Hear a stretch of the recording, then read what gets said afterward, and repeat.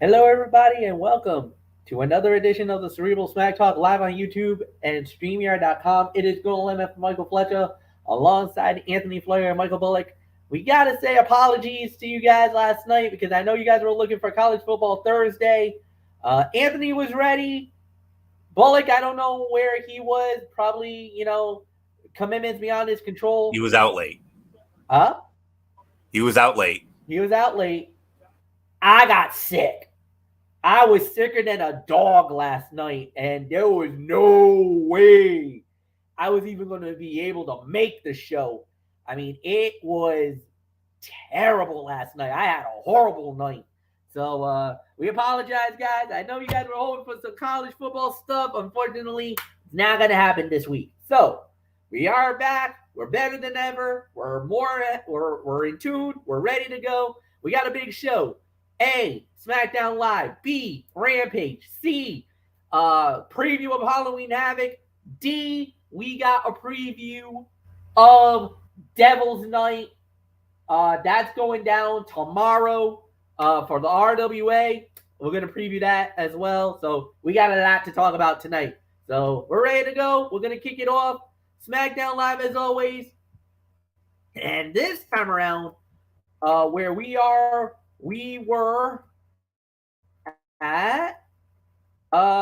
in Toledo, Ohio at the Huntington Center.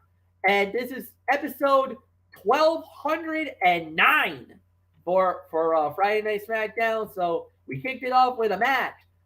Sheamus versus Solo Sikoa one-on-one. Solo Sikoa wins the match in 13 minutes and 5 seconds. I gotta say it. This was a damn good start to the show, man. Entertaining fight. The battle was back and forth. Everything looked good. I gotta say it, man. This is gonna be a good match. This was a great battle. 3.5 stars. Yeah, the match was overbooked. There was a little bit of some chaos after the match was over. I'm good with that. But after the match, it was a 4-on-1 beatdown. They took out Sheamus by basically using a steel chair. So it looks like it's an injury angle. I haven't heard anything going on with Sheamus. If there was any major injury from what I heard, it looks like it's an injury angle. So hopefully it's not too bad. Hopefully it'll be fine. We'll wait and see how it plays out. But nothing more to say. Anthony Florio, wow. Damn good match to start off SmackDown Live. Indeed, it was. 3.5 stars is my rating as well. A physical encounter to start the show. It never reached the lofty quality of Sheamus's recent matches, but it was still better than most and helped further establish Solo Sikoa as a top-tier player on the main roster with, as far as I'm concerned, only the biggest win of his young career so far. The second-generation star absorbed the punishing offense of the Celtic Warrior, then capitalized on a distraction caused by his bloodline teammates, scored the win with the Uranagi, and then we saw the brutal attack on Sheamus after the match was over. Boy, hard to watch, I'll tell you.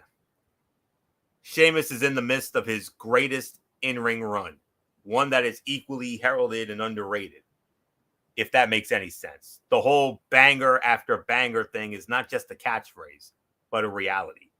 He is turning out great stuff between the ropes with every passing week and months, years even. We will look back on this run and praise it accordingly. The feud between the Bloodline and Brawling Brutes is one we could not have imagined at the start of the year, but exactly what this show needs right now, especially with Roman Reigns' inconsistent appearances. And during the match, Sami Zayn held back Jey Uso from interfering now that he has been put in charge of the right-hand man by Roman Reigns. Sikoa delivered a Samoan drop on the middle rope, driving Sheamus into the mat and onto his injured shoulder. And the Bloodline eliminated Ridge Holland and Butch from the equation by burying them under the announce table. And wow. And then the brutal attack on Sheamus, and we're gonna have to wait and see what's next for this. But for right now, for tonight, this was a 3.5 star match. A great way to start the show. No question about it. So with that being said, Phenom Michael Bullock, come on in. Fresh off an abbreviated Smackdown chat this evening. Not a full one, but an abbreviated one. And we did not get to see this match together, but I'm sure you've had a chance to see it now. And Sheamus and Solo Sikoa, what a way to start it off here tonight. So, Bullock, it's yours. Yeah, I mean, 3.5 stars is my rating, and yeah, definitely a great way to start off this this edition of Friday Night SmackDown with a banger of a match like this. But yeah, unfortunately for Sheamus, he gets taken out by the Bloodline basically after they took out his mates, Ridge Holland and Butch. So you wonder if this is an injury angle. Hopefully it's not that serious at all, so we'll wait and see on that. But I haven't heard pretty much anything, so yeah, I cringed when what they did to Sheamus, and that was a little tough to watch. So 3.5 stars is my rating. It is yours, Fletch.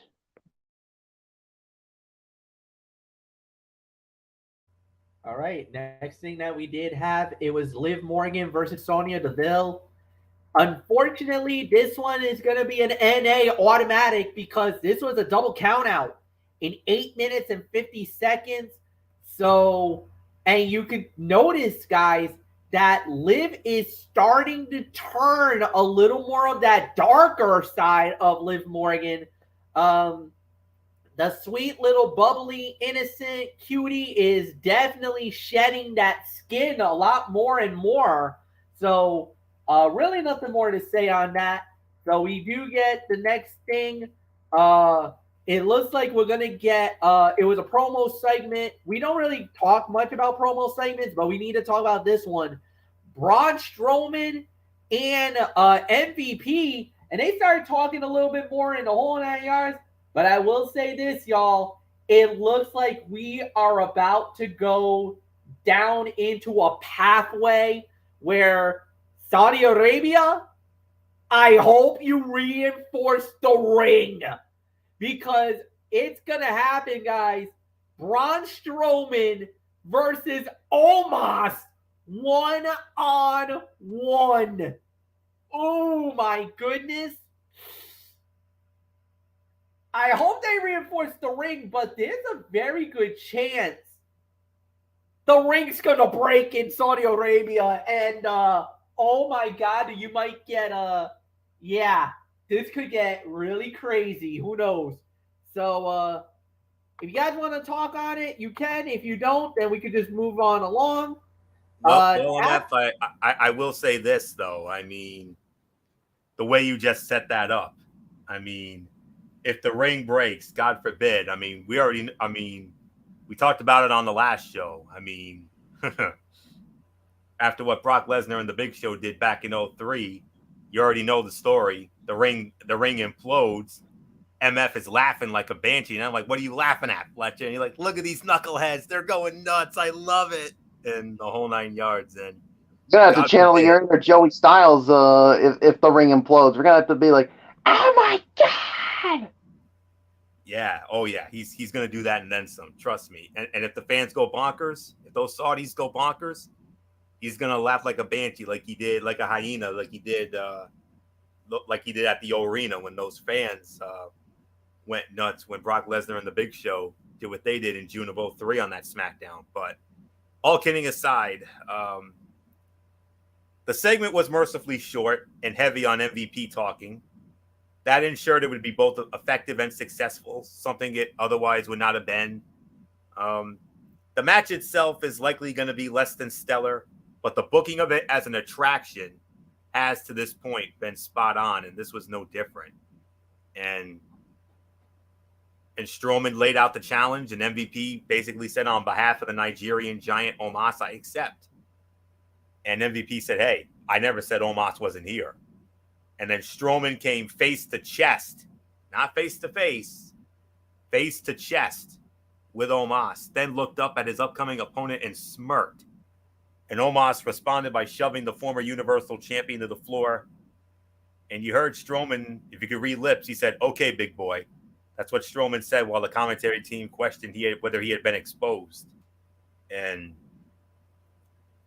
well, look at the crown jewel card now for a couple weeks. Roman Reigns and Logan Paul for the undisputed Universal Championship, and then with Brock Lesnar and Bobby Lashley, and now we're throwing this in there. And we had another addition, a welcome addition to the card. Although we saw it at Extreme Rules, but we're getting it again. We're gonna run it back. But oh boy, you can't put those two guys in a regular match. You can't. So, but anyways, be a man fight. That's all this is gonna be. And Michael Bullock, I mean, you were the one who, ever since Braun Strowman came back, Michael Bullock has been pining for this. He's been saying, "What if Braun Strowman and Omos get together?" Well, Bullock, guess what? It's no longer what if. We have a when, and it's going to be at Crown Jewel, Saudi Arabia. Brace yourselves. So, Bullock, quick thought. Yeah, like you said, I mean, and I was the one who basically said that since Strowman came back, I'm like, what would it be like if we got the monster among men against the Nigerian giant? They heard you. They must have heard you. I was going to say they must have heard me. I mean, I thought for me, all right, maybe it's a little bit of a reach, but they've been building this, and now we're going to get it at Crown Jewel, and all I can say is, I mean, Braun Strowman's faced some big guys before, but I don't think he's never faced anybody like Omos, and they really better reinforce that ring, because we all know it's going to implode if they don't do that. I mean, if it implodes, I'm going to go crazy in this one. So this is truly a battle of the gargantuans here, big time. So, and I feel for whoever's going to be the referee of that match, because I mean, this is where I would have to channel my inner Gorilla Monsoon here and basically say, if they get caught in the corner, that's why you got to institute the 5 count. You don't physically get involved, especially with these two monsters, because I'll tell you, whoever the referee is and he tries to get in between them, let's just say the person's going to get squashed like a grape, whoever the referee is. God forbid if it's Jessica Carr. Oh boy. Oh, if it's her, Fletch, you're gonna have to do that prayer for her in that language that you always give. You know what? Just for the hell of it, and just to rage on YouTube, let it be Danilo and Fabio. Let's see that Pompadour just go splat or something, please. But that's why I said I feel for any referee, whether it's Jessica Carr, Danilo and Fabio, or whoever the heck it is that's going to referee this match. You're going to have to break out that Spanish prayer, Fletch, for whoever the ref is, because I would feel for anybody. It ought to be interesting. It ought to be interesting, whoever it is. Mm-hmm. Yeah, because I'll tell you this, guys, I would certainly not want to referee this match. No way. Chances are it will be a male wrestler, because you know how the Saudis are. They're very, very, very meticulous about women performing. So I even though we've seen women's matches, I kind of feel like I don't believe they'll bring Jessica to the Saudi show. And Bullock brought up a great point about if it was any of us. I mean, I don't know who Michael Bullock would channel when it comes to referee, but if it was me, and MF, you know this because we used to pretend to be referees back in the day. I mean, you were the late Joey Morella. Adventures. I would channel Joey Morella. A combination of Joey Morella and Randy Anderson of WCW, the late Pee Wee Anderson. Whereas UMF would channel your inner Earl/Dave Hebner and Nick Patrick. Yep. So that's what we would do. So we'll see what happens, guys. This is going to be fun. This will be fun. This is going to be interesting. So after all that chaos, the next thing that we did have was for the WWE Women's Tag Team titles on the line. Raquel Rodriguez and Shotzi going up against the reigning champions, Damage Control, Dakota Kai, Io Sky, winner of the bout in roughly 10 minutes, and still the WWE Women's Tag Team champions, Dakota Kai, Io Sky representing Damage Control. I believe this goes to Michael Bullock. Bullock, it is yours. Damn good match. Solid battle. 10 minutes. The champions remain the champions. Yeah, the outcome was never in doubt. I mean, Raquel Rodriguez and Shotzi basically, they gave it their best effort, but there was no doubt Io Sky and Dakota Kai from Damage Control were gonna take this one. I mean, yeah, Bayley did get involved a little bit in this, so but like I said, the outcome to me was never in doubt. I'll give this an even 3 stars for the effort here, so I got nothing more to say. It's your Sledge. Yeah, this was a 3-star match. This was solid. This was good. I like the body of work. I didn't think there was anything wrong with this. So no, well done. Good battle. I can't wait to see what they do next or which next tag team steps up. But yeah, this was a damn good match. So nothing more to say. Anthony, it's yours. What was that? 9:57 the time? No, 10 minutes on the dot. 10 even. Okay. 10 even. Wow. 3 to 3 1/4. The match was quite good, but the back end felt somewhat rushed. So much happening in the closing moments. It all felt jam-packed into a few minutes, leading to a sloppy moment or two that could have been avoided with a little more room to breathe. Still, the crowd bought into Shotzi and Raquel as a team, which is a great sign for them in the women's tag team division. The heels won. The challengers looked strong in defeat, and all was right with the world here. Shotzi jumped from the shoulders of Rodriguez onto the champions at ringside. Kai suckered Shotzi into chasing her right into a missile dropkick from Sky, who she blind tagged into the match. Shotzi overcame the isolation from her partner, created separation, and made the hot tag to Rodriguez. And the tornado DDT to Rodriguez from the top rope by Sky was a hell of a spot. 3 to 3 1/4 stars. And the champions stay the champions, as we always say. So not much more to say on this. So MF, let's continue on.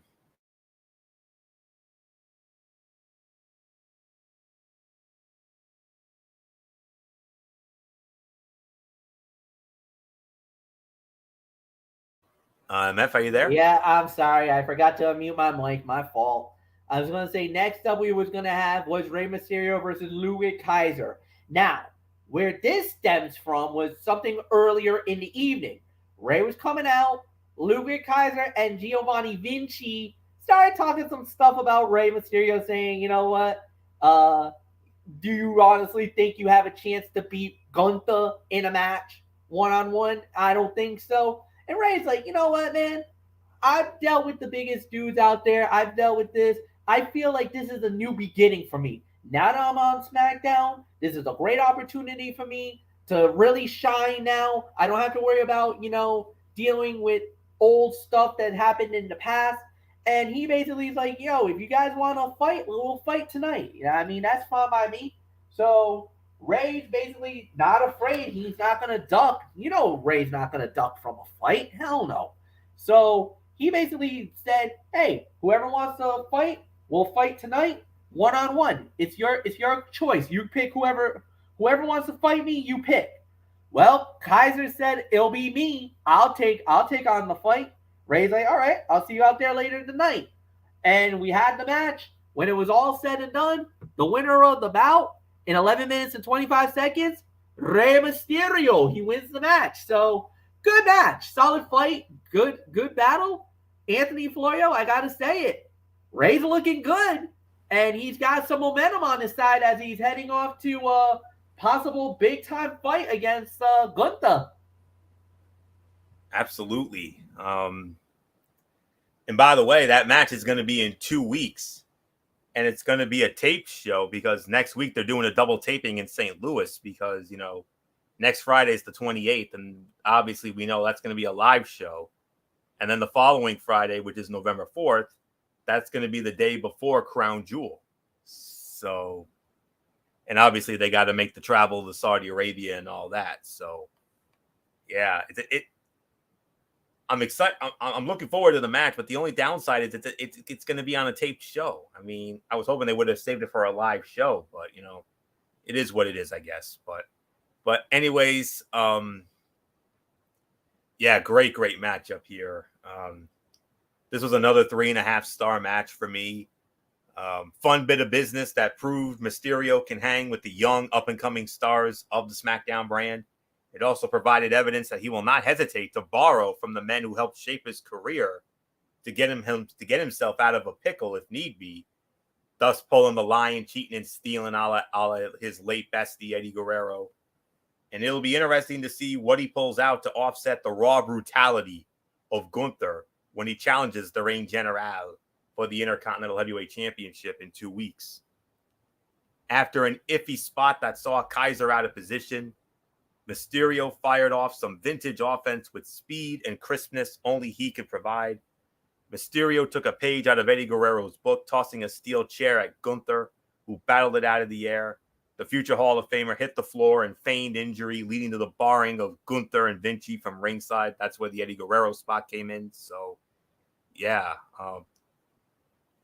Another 3.5-star match. This was another one of the fights of the night for me. So, Michael Bullock, it is yours. Yeah, this was about another 3.5-star match. I mean, I thought it was a good match. I mean, especially for the first ever meeting between Ray and Ludwig Kaiser. And now, next week, even though it's going to be taped, he's going to get his opportunity at Gunther for the Intercontinental Championship. And I don't know about you. I mean, Florio, I told you about this, but Fletch, you're hearing this from me. I mean, I still got that funny feeling, that scenario of what I think's going to happen. I still think Dominic, is going to find some way to invade SmackDown and cost his dad the Intercontinental title, because he's going to do whatever it takes to get that match with his father. Doesn't matter which brand he's on. I mean, that's just my personal opinion on it. So 3.5 stars at yours, Fletch. 3.5, no doubt about it. Total agreement with all you guys on this one. I think it's going to be a very interesting way how they're going to try to incorporate it, but it's going to be a hell of a fight. That's all I can say about it, So we'll wait and see how it plays out. One thing's for sure, man, it's going to be one heck of a battle, to say the very least. So nothing more to say. We'll move on.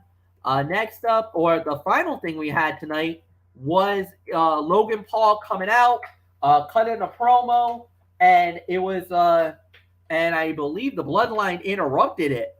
So the Bloodline tried to get to Logan Paul, so it was solid for what it was worth. But Michael Bullock, a lot of stuff coming as it looks like they try to send a message to Logan Paul not to mess with the Tribal Chief.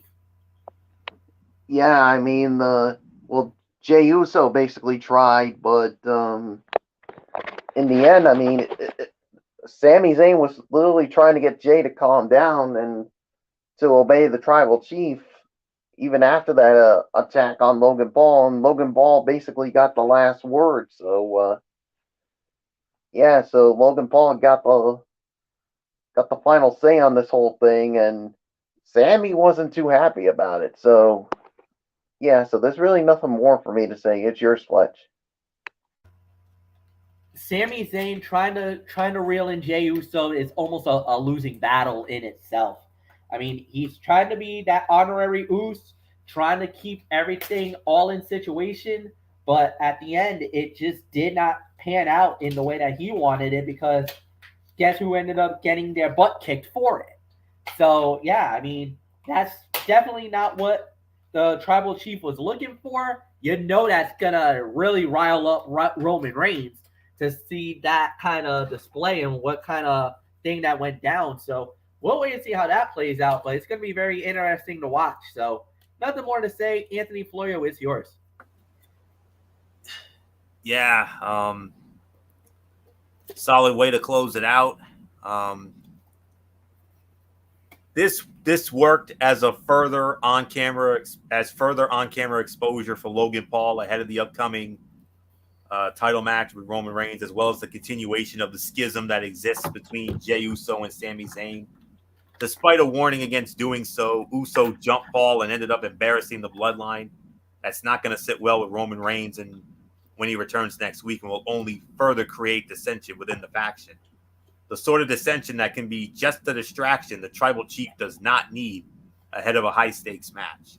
Great stuff to close out the show. And Logan Paul said it. I've been doubted my whole life, and look where I am now. And he took a shot at Solo Sikoa, saying, a guy who calls himself Solo, but personally I've never seen alone. And then he also said, no one expects me to step in the ring with the GOAT and actually win, but what happens if I do?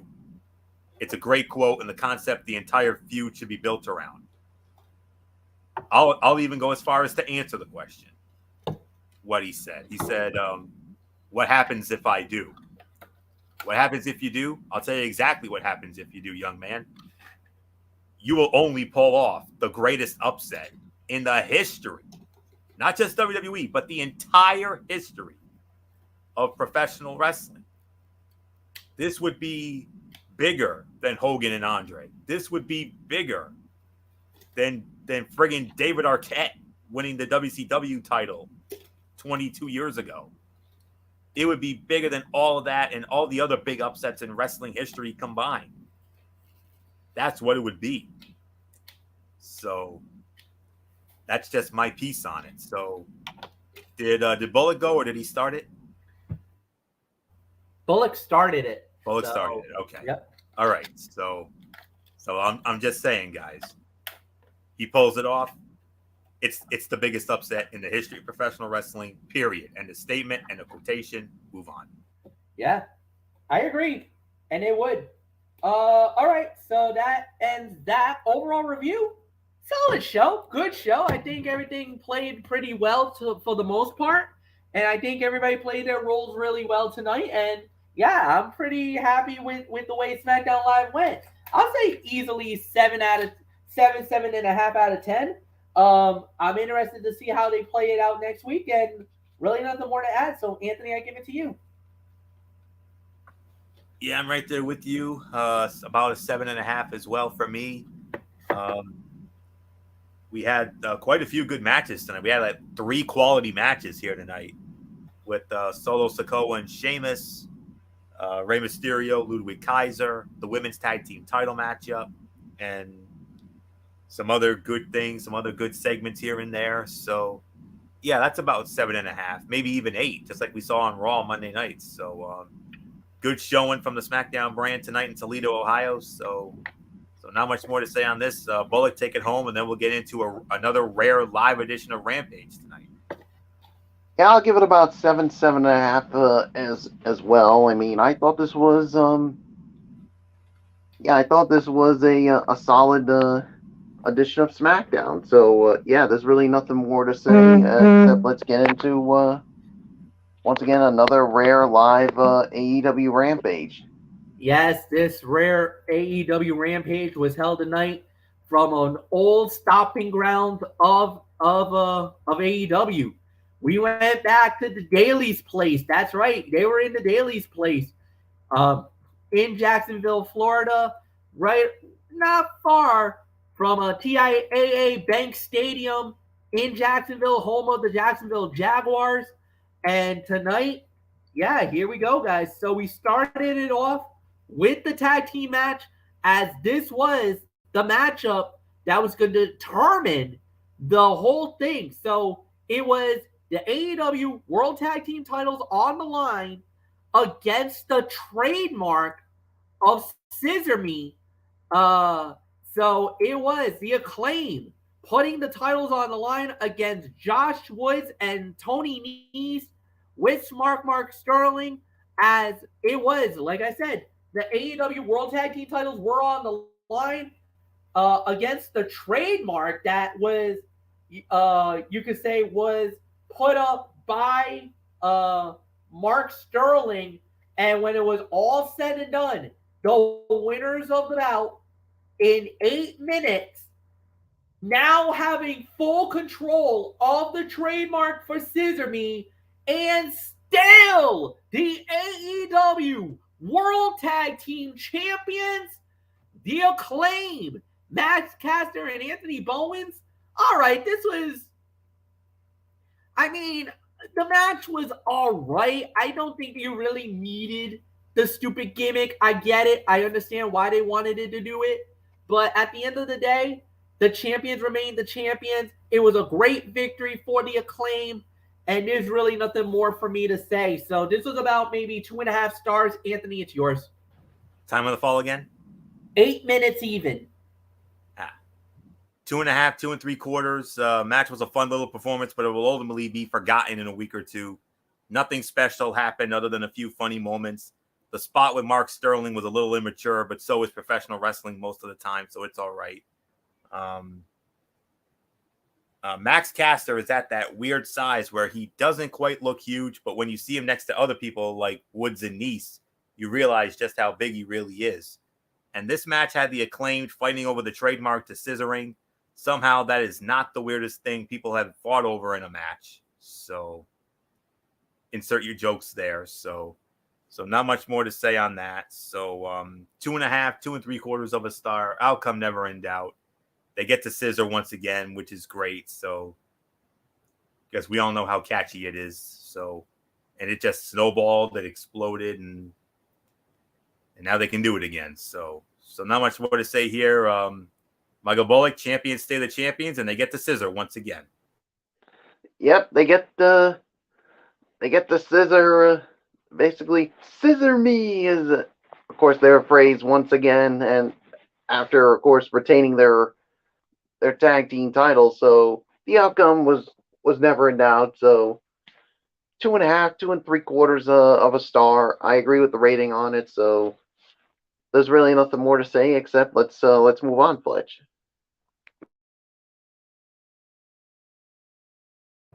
Next up we had was a tag team fight, as it was Hook. Well, it was Hook one-on-one with Arya Daivari for the FTW Championship.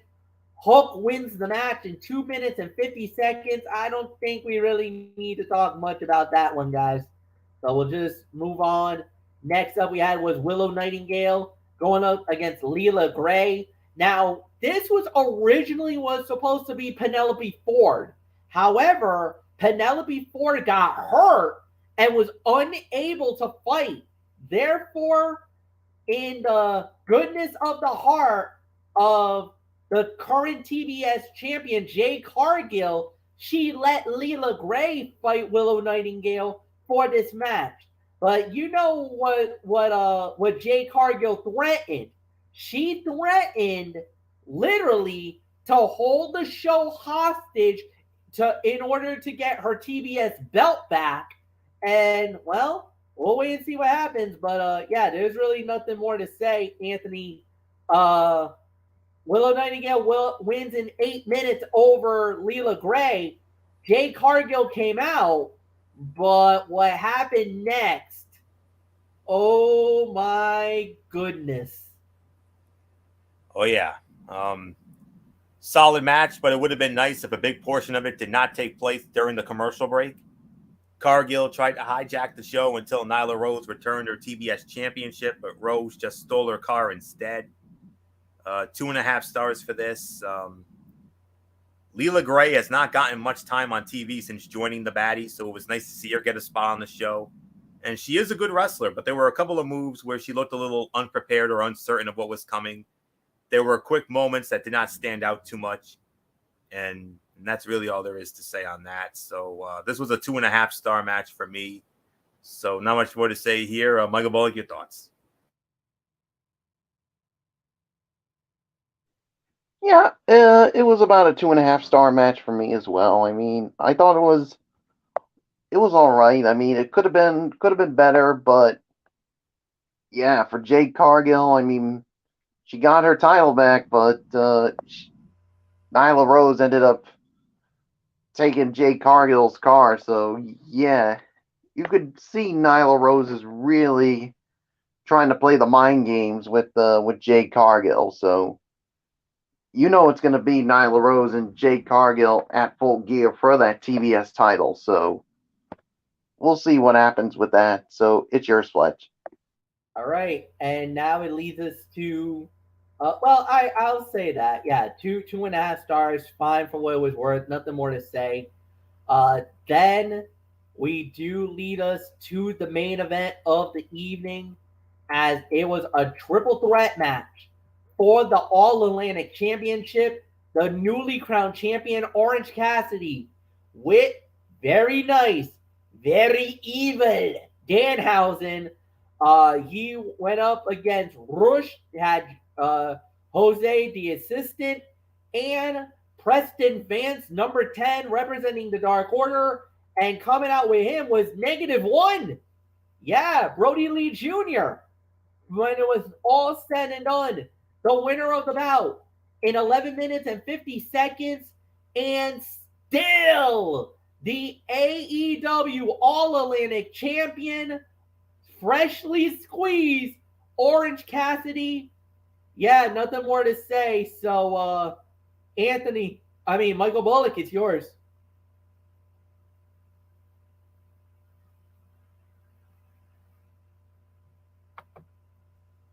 Yeah, what was the time of the fall? 11:50.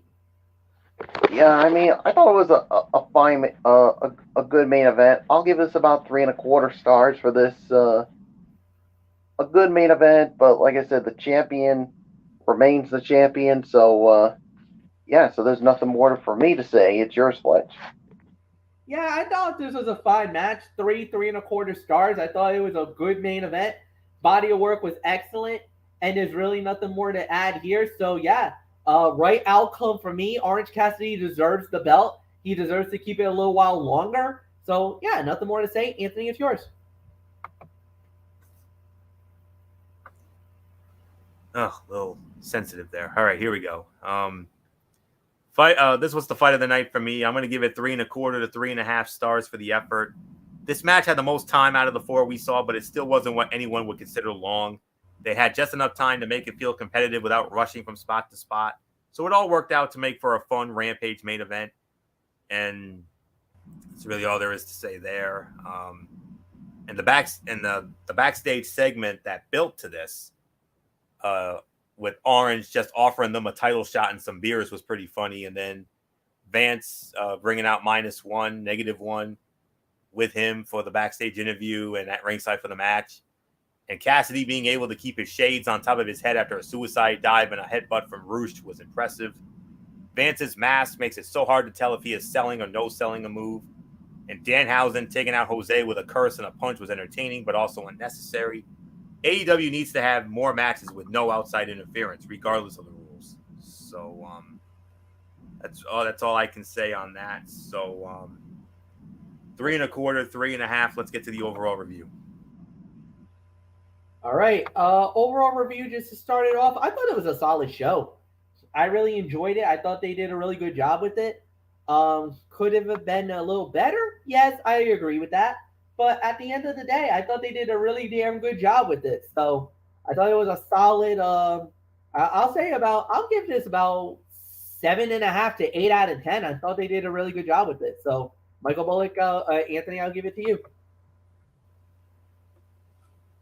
I think that might be a little bit steep, MF.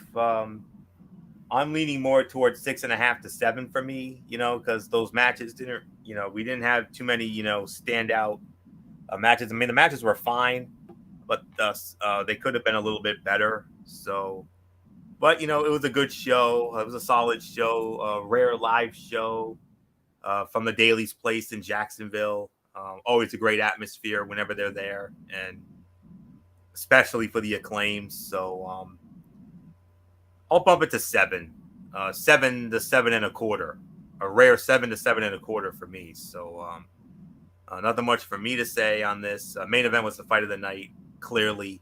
So with that, Michael Bullock, we'll get your overall thoughts, and then we'll preview your big event tomorrow night, Halloween Havoc.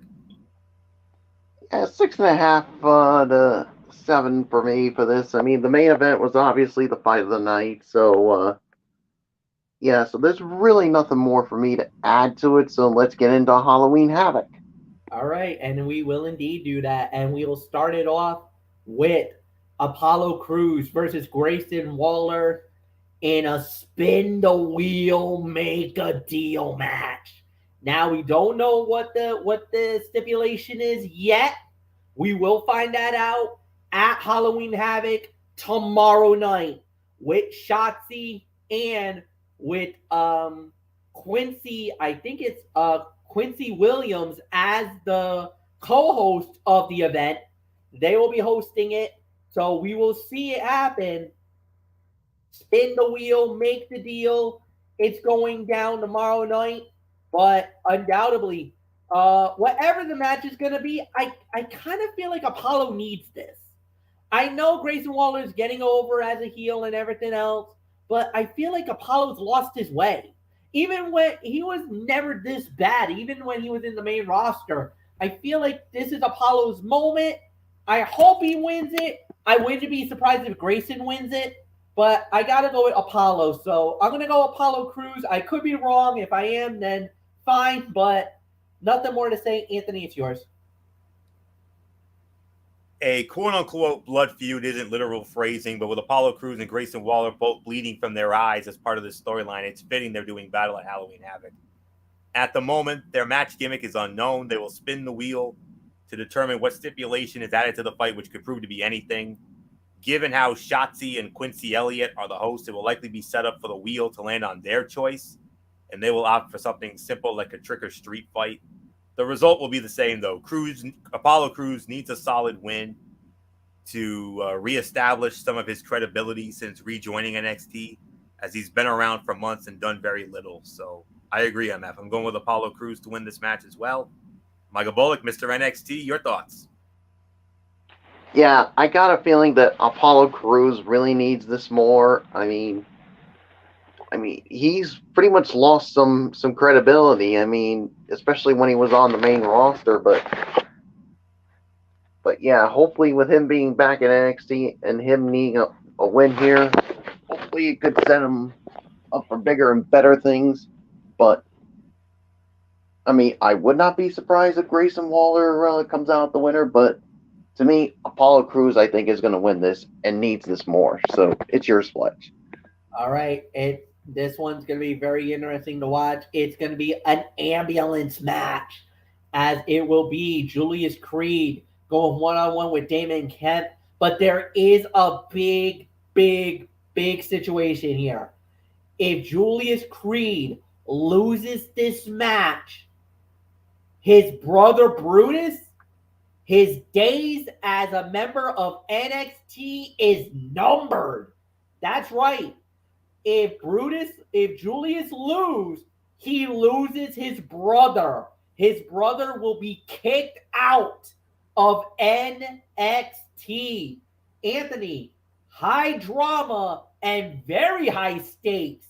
The Creed brothers could be broken up right before our very eyes tomorrow night. This ambulance match between Damon Kemp and Julius Creed is arguably more interesting for its secondary stipulation than its primary gimmick. If Damon Kemp wins, Brutus Creed will leave NXT rather than Julius. Rarely does someone in WWE have to fight for the career of another superstar and not themselves, which means the creative team must have something in mind for what to do with that scenario. Julius winning is simple. He gets revenge on the bad guy and puts the feud to bed. But if Kemp wins, what happens with Brutus? There is not an NXT UK to go to, and it wouldn't make sense to bring just half of the team to the main roster. What about Roderick Strong? Is he going to appear to get payback on Kemp for attacking him? Or was that all a ruse, wherein he'll reveal he's been in on it against the Creed brothers from the start and wasn't actually attacked? while it could be messy to find a way to bring Brutus back, it would be the more interesting outcome to generate buzz. So for that, I'm going to take a chance and go with Damon Kemp to steal this thing. I think Roddy could end up being the difference maker, and then we'll see what happens after that. But if Julius were to win, would I be surprised? I wouldn't. So, but I'm going to take a chance and go with Kemp in this one. So with that said, Michael Bullock, your thoughts on this high stakes matchup? Yeah, I gotta go with Damon Kemp here. I mean, I got a funny feeling that even though this is an ambulance match, there's going to be some kind of a screwy finish, and I could see Roderick Strong being the difference maker, and it's a good way to put Damon Kemp over here. So I'm going to take the chance, and I'm going to go with Damon Kemp to win this one. So there's really nothing more to say. Let's move on, Fletch. I am in agreement. I think Damon Kemp's going to win it. I think he's going to steal it. So, yeah, there's really nothing more to add here. So, next up, we got, spin the wheel, make the deal. This one landed on a Weapons Wild match. It is going to be the big one. Cora Jade, Roxanne Perez, 1-on-1. Michael Bullock, these two women do not like each other. Tomorrow night, something's got to give. Yeah, something's got to give. And, of course, we all know the first time these two faced each other, and Roxanne Perez wanted to use Cora Jade's weapon to get some payback, but she was just so hesitant to pull the trigger, and that ultimately was her downfall. So, and she even said that this time around, she will not hesitate to use it on her if she gets to use it. So, we'll wait and see what happens, but Cora got the best of her last time. I think this time around, I think Roxanne Perez is going to win this one and even it up, and then I think there's going to be I got a feeling this won't be over for them. I think there's going to be one more match between them somewhere down the line. I mean, that's just how I see it happening, but I got to go with Roxanne Perez to win this one. It's yours, Fletch. I kind of have a feeling that, you know what, I'm with Michael Bullock on this one. I totally agree. I think Roxanne Perez will get the win back. You know, I thought she should have won the first battle, but, you know, I think she'll get the win back. I think we'll be in a good situation there. So, yeah, I totally agree. I think you're absolutely right here. So, no, I really got nothing more to say. I do believe that that it's gonna be that kind of a situation. So yeah, I really got nothing more to add. And Anthony, I'll give it to you. I got Roxanne Perez as well. It hasn't been fully spelled out yet, but a Weapons Wild match is likely to be akin to a standard no disqualification bout. Foreign objects will be legal and there will be no countouts. Don't expect too much variety in the weaponry either. It will mostly be kendo sticks, the primary weapon in the women's division for the last decade. Maybe a fire extinguisher and a few steel chair shots to the back at most. However, this should boil down to a callback to the original spark of this feud, wherein Cora Jade tried to smash her skateboard over Roxanne Perez, only for it to break beforehand in an unfortunate botch. Ideally, the Prodigy will get her revenge by nailing her former best friend with a skateboard and scoring a pinfall. Perez has suffered so many losses in the last few months that she needs a win to pick herself back up. And Cora Jade can afford to lose this. So I'm in agreement. I'm going to make it unanimous. Roxanne Perez wins this match. So with that, MF, let's move on to the next match. Now from here on out, they're all championship fights. First one on the list for the vacated NXT North American Championship. It is a ladder match that will determine the next champion. Carmelo Hayes, Oro Messiah, Wes Lee, Von Wagner, and Nathan Frazier. This one's tough. Anybody could walk away with this one. But you know what? I'm going to say it. I feel like I'm going to go out on a limb, and I'm going to call for a little bit of surprise here. I'm going to say Wes Lee wins the title. I think Wes Lee would be the perfect guy to run the NXT North American division, you got plenty of challengers here. And I kind of feel like, Carmelo's had it. I don't think it's going to be him. Oro, not yet. I think it's too early for him. Nathan Frazier would be a big surprise if he wins it because he was really good in NXT UK. I don't know if they're going to give it to him yet. Wesley needs a moment like this. He's been really kind of, ever since what happened with the breakup, that unfortunate breakup of his tag team, Wesley's kind of got lost in the shuffle. Yes, he's been building up as a really good team, a really good individual solo performer, but now I think this will be the ultimate payoff. For me, Wesley walks out and wins the North American Championship. I think he'll be the last man standing. So that's my prediction. The winner. And now the new NXT North American Champion is Wesley. Anthony, it's yours. The NXT North American Championship has been a messy scene over the last month.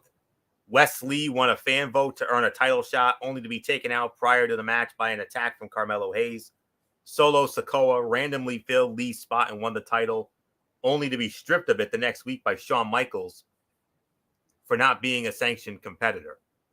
After a series of qualifiers, Hayes and Lee will now be joined by Nathan Frazier, Oru Mensah, and Von Wagner in a ladder match to crown a new champion.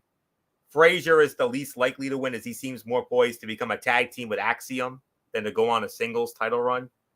Mensah could win, but that's a lot of responsibility to put on someone who previously haven't even had much of a chance to grow in his NXT UK tag team title run.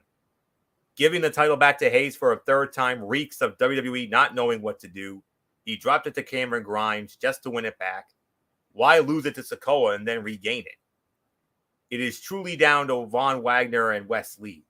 Von Wagner is the biggest guy in the match, so it would make sense if he had an easier time climbing the ladder, but he could still be built up to challenge for the NXT Championship instead. Wes Lee is the one who was robbed of the original title shot. For this to come full circle with him winning the title is the best story to tell. MF, I once again agree with you. The winner and brand new NXT North American Champion, Wes Lee. Michael Bullock, are we going to make it unanimous, or do you have somebody else winning it? I'm going to make it unanimous here. I'm going to go with Wes Lee as well. I mean, I think it's going to come full circle for him after he was robbed of an opportunity at Carmelo Hayes when he was the North American champion. So, winner and new North American champion, Wes Lee. So, it is yours, Fletch. 2 matches left on this fight card for the NXT Women's title. The champion, Mandy Rose, goes up against the challenger, Alba Fire. Anthony, you lead off. Mandy Rose has held the NXT Women's Championship so long that only Shayna Baszler and Asuka are above her for the longest number of combined days as champion. No matter what the circumstances, she retains the title at every turn and continues to hold the women's division on her shoulders. Having this run stop now, with Alba Fire being the one to finally dethrone Rose, would be a disappointment. There isn't enough momentum behind the challenger to make it feel warranted. These two have had an on and off feud for so long that this comes off more like a stopgap than the end of their rivalry. Fire is the longest reigning NXT UK Women's Champion under the Kaylee Ray moniker, so she makes sense as a challenger, but she shouldn't trade in her flaming bat to start carrying the torch for the women's division right now. Rose should lose it in a way that crowns a new star, rather than just handing it over to someone who's hovered around the title scene for the last year. However, the change could happen because WWE seems keen on Toxic Attraction moving to the main roster. Taking the title off Rose would allow the freedom for that. So I'm going to say the winner and still the NXT Women's Champion, it's Mandy Rose, unless a main roster call-up is in store for Toxic Attraction. That's the only way I could see it. I could see Mandy losing. But for right now, I got to go with Mandy holding on to it for a little bit longer. So not much more to say here. Michael Bullock, your thoughts? Yeah, I mean, like you said, I mean, the only way I see Mandy Rose losing the title is if they're going to call up all three members of Toxic Attraction to the main roster, and if that is the case, I could basically see the three of them going to SmackDown because that's when we've been seeing them, and you already got a faction in Damage Control over on Monday Night Raw, so it makes sense to have Toxic Attraction on SmackDown. But unless that happens, I say Mandy Rose is still going to be the NXT Women's Champion. So, winner and still NXT Women's Champion, Mandy Rose, it's yours, Fletch. I am definitely in an agreement here, so there's really nothing more to add. I'll say Mandy successfully defends as well. Main event, guys. This is it. The NXT title on the line. Triple threat rules. The champion, Braun Breaker, goes up against Ilya Dragunov and JD McDonough. Michael Bullock, the face and the voice of NXT. Who's going to be the flag bearer of the, I guess you could call it, the white and gold brand of NXT? Who do you believe is going to be walking out of here the NXT champion? Man, this is a tough one. I mean, Braun Breaker, I mean, he's been champion for a while now. I mean, part of me wants to see Ilya Dragunov become the new champion, but he just got to the NXT USA, and I just don't see JD McDonough winning this one. So for me, I'm going to say winner and still the champion, Braun Breaker. It's your Sledge. This one's going to be tough, like you said. I just don't see Braun losing the belt. I just don't. I think they're going to keep it on him for a little while longer. So for me, winner and still the NXT champion. I got it. I'm with you. I say Braun Breaker as well. So nothing more to say. Anthony, it's yours. Braun Breaker has already defeated JD McDonough. So has Ilya Dragunov, who beat him in a lose-to-lose NXT UK match just before the brand was disbanded. On paper, McDonough is there to take a pinfall for one of the two baby faces, but it isn't quite so cut and dry now that Austin Theory has teased the Money in the Bank cash-in. However, it's most likely Braun Breaker will retain, particularly as he's been the standout project of the last year. Dragunov could win by beating McDonough to avoid having Breaker lose the title by his own pinfall, but to go from one babyface champion to another is a lateral move. McDonough could technically do the same by pinning Dragunov to even that score, moving the title to a heel, but his track record makes that doubtful. Theory's cash-in was a great tease, but it would have worked better if WWE hadn't forewarned us about it. Now that it's out there, it seems less likely. Breaker has overcome the odds before. This seems as good a time as any to rinse and repeat the formula. So winner and still NXT champion, it's Braun Breaker. MF, I understand you have another special Mikey's Mindset for us. Hit us with it. Tomorrow night from the American Legion in Riverside, Rhode Island, it is going to be the biggest. This is a hot one, guys. It is going to be it's Devil's Night. And yes, guys, I'm going to hit you guys up with it right now. I promised a few people that I was going to do it, and now it is time. It is Devil's Night. Let me just hit this. Do a screen share because I want everybody to see this. All right, so the Devil's Night going down tomorrow. Let's see if you guys can. Wait. There it is. Here we go. So, Devil's Night. This is thanks to the guys at the RWA. You guys already know them. They've been so good to us. They wanted us to give this one. So, I actually got special permission to preview this fight card for you guys. That goes down tomorrow night. And yeah, so here we go. We started off with this one. Is going to be, yeah, you see it. Dog collar match. Alexander Russo versus Christopher Dozier. These two men have been in a collision course for the last few months. Russo's been ducking Dozier. Dozier's buying his time. Everything else. Now something's got to give. Russo and Dozier, their necks will be strapped by a dog collar with a 10 to 15 foot chain between the two. Anything goes. No disqualifications. Pin or submission ends it. It's going to be wild. That's all I'm going to say about that one.